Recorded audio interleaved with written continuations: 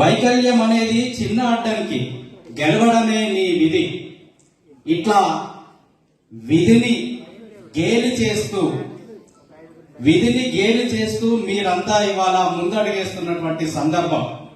ఆ సందర్భంలోంచి ఇవాళ ఇక్కడ దాకా వచ్చిన దివ్యాంగ మిత్రులకు, పిల్లలకు, అదేవిధంగా ఈ దివ్యాంగులకు సంబంధించి ఎవరైతే ఈ హాస్టల్స్ నడిపిస్తున్నారో వాళ్ళలో ధైర్యాన్ని నూర్పిస్తూ తల్లిదండ్రులుగా వాళ్ళకు అండగా ఉంటుందో వారందరికీ పేరున మా జిల్లా సమన్వయ కమిటీ ద్వారా DWO ద్వారా మీరందరికీ శుభాకాంక్షలు, దివ్యాంగుల అంతర్జాతీయ శుభాకాంక్షలు తెలియజేస్తున్నాను.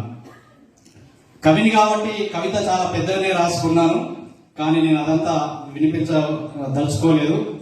ముఖ్యంగా నేను అనుకుంటున్నాను, ఇవాళ అంబేద్కర్ భవన్ ఒక చరిత్ర రికార్డు చేసిందని నేను అనుకుంటున్నాను.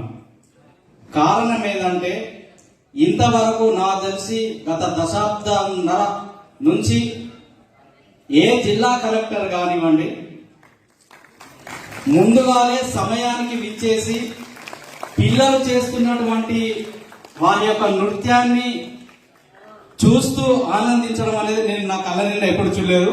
ఇవాళ మేడం గారు నేను ఒకటి ఆపు, పాపం మేడం టైం అవుతుంది వెళ్దాం ఆపు అంటే మేడమే చూద్దాం అని ఇంకా 3-4 ప్రోగ్రామ్స్ తను చూడడం జరిగింది. ఈ సందర్భంగా మనందరి తరఫున జిల్లా కలెక్టర్ గారికి ప్రత్యేకంగా ధన్యవాదాలు తెలుపుతున్నాను. ఇది కదా మనం కోరుకుంటున్నది ప్రతిసారి. మన ఆట మనమే చూడడం కాదు, మన ఆట మన పాట మనమే చూడడం కాదు, మన ప్రతిభను ఇతరులు చూడాలి. అందులో ముఖ్యమైన వ్యక్తులు చూస్తే ఇంకా మనలో ఉత్సాహం కలుగుతుంది. సో అటువంటి ఉత్సాహం కలిగించినటువంటి ఇవాళ కలెక్టర్ గారికి, అధికారులు కూడా ఇవాళ ముందే విచ్చేశారు. వారందరికీ పేరున వ్యక్తిగతంగా మా కమిటీ తరఫున DWO పక్షాన ధన్యవాదాలు తెలియజేస్తున్నాను. మిత్రులారా, నేను ఒక 5-6 నిమిషాలు సమయం తీసుకుంటున్నాను. ఎందుకంటే విషయాలు కలెక్టర్ గారి దృష్టికి వెళ్ళడం అనేది కాస్త అవసరము. ఎందుకు ఈ విషయాన్ని చెప్తున్నంటే, కలెక్టర్ గారికి మన విషయాలు తెలియకపోతే వారు ఏదైతే మనకు సేవ చేయాలనుకుంటుందో, మన హక్కులను కాపాడాలని అనుకుంటుందో అవి తీరవు. కాబట్టి నేను 2-3 విషయాలు మేడం ముందు ప్రస్తావించి నా యొక్క ఉపన్యాసాన్ని నేను ముగిస్తాను. ఇవాళ థీమ్ ఏమిచ్చింది మనకు? ఐక్యరాజ్య సమితి సామాజిక పురోగతిని పెంపొందించే వికలాంగుల సమ్మిళిత సమాజాలను పెంపొందించాలి అన్నది. ఏంటిది ఇది మనకు అంటే? డిజబిలిటీ ఇన్క్లూజివ్ సొసైటీ అంటే మన దివ్యాంగులు కూడా ఈ సమాజంలో ఒక భాగం అని చెబుతుంది. దివ్యాంగులు సమాజంలో భాగమని చెప్పినప్పుడు మరి ఏం చేయాలంటే, దివ్యాంగులకు సంబంధించి యాక్సెసిబిలిటీని ఇవాళ ప్రభుత్వం ఎక్కడైతే యాక్సెసిబిలిటీ సరిగా లేదో ఆ యాక్సెసిబిలిటీని ఖచ్చితంగా అమలు చేయాలి.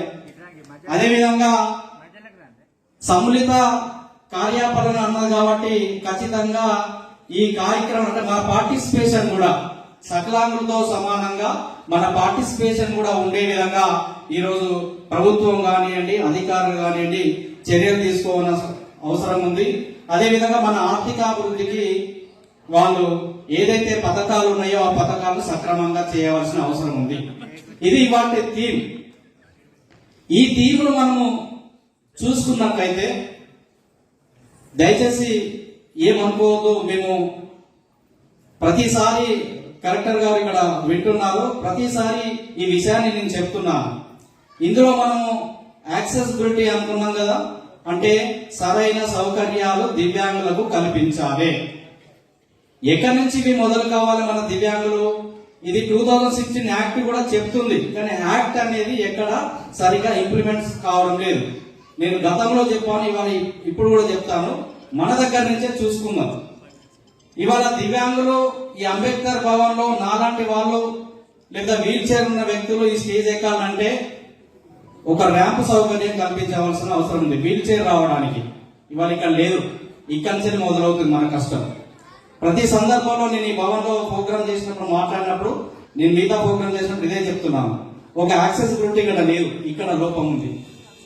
కలెక్టర్ గారు అన్నిదా భావించకూడదు.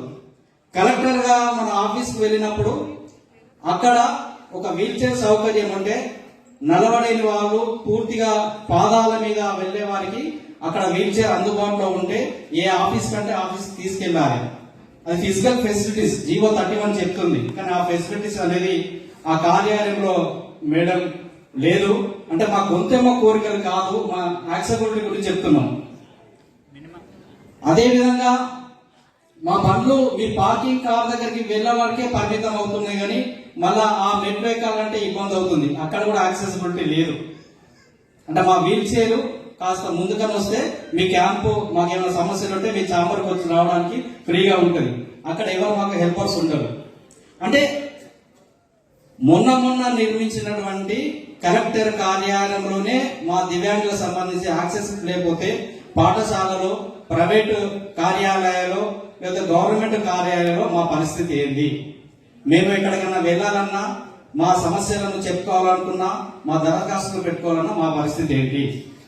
ఈ విషయంలో కాస్త మీరు చొరవ తీసుకోవాలి. కనీసం మాకు ఎక్కడైతే వెళ్ళాలని పరిస్థితి వస్తుందో కలెక్టర్ లాంటి కార్యాలయం కానీ ఇటువంటి ఫోకస్ ఏదైతే బిల్డింగ్స్ ఉన్నాయో అటువంటి విషయాల పట్ల కాస్త మా దివ్యాంగులను దృష్టిలో ఉంచుకొని కన్స్ట్రక్షన్ చేయవలసిన అవసరం ఉందని కోరుకుంటున్నాను. ఎందుకంటే ప్రతి బిల్డింగ్ నిర్మించినా కూడా మా దివ్యాంగులకు సంబంధించి 1%, 2% బడ్జెట్ అది ఉంటుంది. కానీ అది సాధారణంగా కలిపి మాకు దివ్యాంగులకు ఎటువంటి ఫెసిలిటీ లేదు. నేను గత 6 నెలల క్రితం కలెక్టరేట్ లో దివ్యాంగుల కోసము ఫ్రెండ్లీ టాయిలెట్ నిర్మించారు. కానీ ఫ్రెండ్లీ టాయిలెట్ లో మొత్తం చెత్త డస్ట్బిన్ కు ఉపయోగించారన్నట్టు. అంటే ఫ్రెండ్లీ టాయిలెట్ అది వినియోగం లేకుండా చేయడం. నేను దాన్ని గమనించి చెప్తే తర్వాత ఫ్రెండ్లీ టాయిలెట్ దాని వినియోగంలోకి తెచ్చారు. అంటే అట్లా ఒక వివక్షత అనేది కొనసాగుతుంది. అటువంటి చూపు లేకుండా గౌరవనీయులు కలెక్టర్ గారు ఈ దృష్టి కేంద్రీకరించాలని కోరుకుంటున్నాం. అదేవిధంగా జిల్లాలో 2016 యాక్ట్ ప్రకారము దివ్యాంగులకు సంబంధించి సమన్వయ కమిటీని ఏర్పాటు చేయడం జరిగింది. గతంలో ఉన్న కలెక్టర్ గారు ప్రతిసారి ఏర్పాటు చేస్తున్నారు. మేము 5 డిస్ట్రిక్ట్ కమిటీ మెంబర్స్ ఉంటాము. కాకపోతే ఏనాడు మా సమన్వయ కమిటీ 3 నెలలకు ఒకసారి కలెక్టర్ తోటి మీటింగ్ అటెండ్ అయ్యి మా సమస్యలు చెప్పుకోవాలి. ఎవరైతే మా ప్రతినిధులు ఉన్నారో వారంతా సమస్యలు చెప్పుకోవాల్సిన అవసరం ఉంది. కానీ ఏనాడు మా డిస్ట్రిక్ట్ కమిటీ మెంబర్స్ కలెక్టర్ తోటి మీటింగ్ జరపబడిన సందర్భం లేదు. దయచేసి ఈ దృష్టి కూడా మీరు తీసుకొస్తున్నాం. ఎందుకంటే మా సమస్యలు చెప్పాలంటే మా కమిటీ తోటి కంపల్సరీ 3 నెలలకు ఒకసారి యాక్ట్ ప్రకారము మీటింగ్ ఏర్పాటు చేసే అవకాశం ఉంటుంది. కాబట్టి అవకాశం కల్పించాలని కోరుకుంటున్నాను. అదేవిధంగా ఇక్కడ కన్క్లూజన్ చేయడానికి రాసారు, నేను చేస్తున్నా. ఎందుకంటే కలెక్టర్ గారు వచ్చారు కాబట్టి వాళ్ళ దృష్టికి తీసుకెళ్తే కొన్ని సమస్యల పరిష్కారం అయితే ఆలోచన భాగంగా ఇవాళ చెప్తున్నా. ఆర్టీసీ డిపార్ట్మెంట్ వచ్చిందో లేదో ఇవాళ ఉచిత ఎవరైతే బస్ సౌకర్యం కల్పించినో మహిళలకు మాకు చాలా సంతోషం. కానీ ఇవాళ మాకు బస్సులో కేటాయించబడిన సీట్లను మాకు ఇస్తలేదు. మాకు 1, 2 బస్సులో సీట్ కేటాయించబడుతుంది. మేము కుంటుకుంటూ మెంటుకుంటూ పడుకుంటూ లేచుకుంటూ బస్సు ఎక్కితే మా సీట్లు మాకు ఇస్తలేదు. మానవ విలువలు ఇవాళ లేవు. రూపాయి పడిపోతున్నట్టుగా మానవ విలువలు పడిపోతున్నాయి. కాబట్టి ఆర్టీసీ మేనేజర్ ఒకవేళ ఈ డిపార్ట్మెంట్ కి ఇక్కడ వచ్చినట్లయితే వాళ్ళకి మా తరఫున రిక్వెస్ట్ ఏం చేస్తున్నాం అంటే దివ్యాంగులకు సంబంధించిన కేటాయించిన సీట్లలో దివ్యాంగులు కూర్చోవాలి అని ఒక స్టిక్కర్ అతికేయండి దయచేసి. లేకపోతే కండక్టర్ కు బస్సు డ్రైవర్ కన్నా చెప్పి కూర్చోే విధంగా సెట్ చేయండి. వాళ్ళు ఎవరు పట్టించుకుంటలేరు. అది మా రైట్. అది కండక్టర్ ను డ్రైవర్ ను దాడి చేస్తే శిక్ష అని అక్కడ స్టిక్కర్లు అతికేస్తున్నారు. దాంతో పాటుగా మా దివ్యాంగులను కేటాయించిన సీట్లో మేము ఎక్కినప్పుడు మాత్రమే మా అవకాశాన్ని మాకు ఇప్పించే విధంగా డిపో మేనేజర్ గారికి కలెక్టర్ గారు కాస్త సూచప్రాయంగా చెప్పాలని ఈ సందర్భంగా కోరుతున్నాము. మేడం, మా దివ్యాంగుల ఎంప్లాయీస్ తరఫున ప్రతి సంవత్సరం ఎలక్షన్స్ డ్యూటీస్ వేస్తున్నారు. ఎలక్షన్ డ్యూటీ వేయడం వల్ల మాలో బ్లైండ్ వాళ్లకు, పూర్తిగా నడవరాని వాళ్లకు డ్యూటీ వేయడం వల్ల ఆ రోజు అక్కడికి వెళ్ళి ఆ రోజు నైట్ స్టే చేయడం వల్ల మాకు చాలా ఇబ్బందులు ఏర్పడుతున్నాయి. ఎందుకంటే వసతులు అక్కడ యాక్సెసిబిలిటీ ఉండవు, ఫ్రెండ్లీ టాయిలెట్లు ఉండవు. దానివల్ల మేము ఒత్తిడికి గురై తెల్లారి ఎలక్షన్ డ్యూటీ చేయలేని పరిస్థితి వస్తుంది.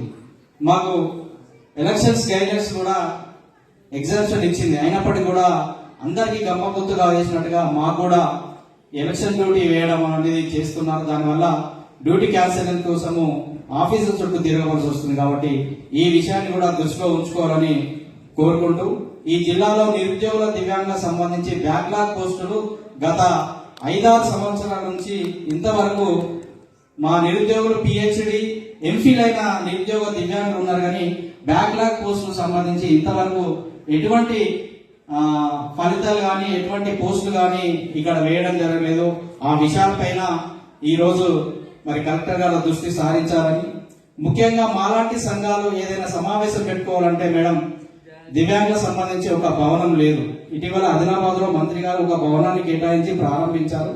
మాకు ప్రస్తుతానికి ఏదైనా ఒకటి కేటాయిస్తే మా సంఘాల పరంగా ఏదైనా ఉంటే సమావేశం పెట్టుకోవడానికి, ఎందుకంటే మేము పబ్లిక్ గార్డెన్ వెంబడి రోడ్ల వెంబడి ఎక్కడో వెంబడి మేము సమావేశాలు పెట్టుకున్న పరిస్థితి వస్తుంది. కాబట్టి డిడబ్ల్యూ మేడం గారికి కలెక్టర్ గారికి ఈ సందర్భంగా మా కమిటీ ద్వారా దివ్యాంగులకు సంబంధించి ఏదైనా భవనం మాకు కేటాయిస్తే దానికి సంబంధించిన ఫెసిలిటీస్ మేము చూసుకుంటాం. కాబట్టి ఈ విషయంపై దృష్టి పెట్టాలని ఈ సందర్భంగా కోరుకుంటూ, ఇట్లా చెప్పకుండా పోతే అనేక విషయాలు ఉన్నాయి, కానీ జిల్లా పరిధిలో ఏవైతే చేయవలసిన అంశాలు ఉన్నాయో అవి మాత్రమే నేను ప్రస్తావించాలని.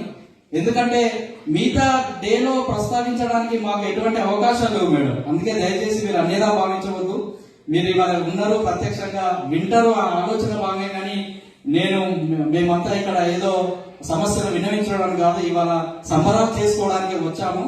అటువంటి సమయంలో మీరు మీ విలువైన సమయాన్ని కేటాయించి మీరు చెప్పే 4 మాటలు విన్నందుకు ధన్యవాదాలు చేస్తూ, ఏవైతే మేము చిన్న చిన్న సమస్యలు చెప్పినామో వాటిపైన దృష్టి కేంద్రీకరించాలని కోరుకుంటూ, ఈ సందర్భంగా మరొకసారి దివ్యాంగులు ఆత్మస్థైర్యంతో ముందడుగు వేయాలని, వాళ్ళ వైకల్యాన్ని జయిస్తే ఇవాళ చాలా మంది ముందడుగేస్తున్నారు. అటువంటి వారికి సకలాంగ సమాజం వారిని గుర్తించి ప్రోత్సహించినట్లయితే ఇంకా అనేక విజయాలు సాధిస్తారని తెలియజేస్తూ, ఈ సందర్భంగా నాకు ఈ అవకాశం ఇచ్చినందుకు ధన్యవాదాలు తెలియజేస్తున్నాను. Thank you very much.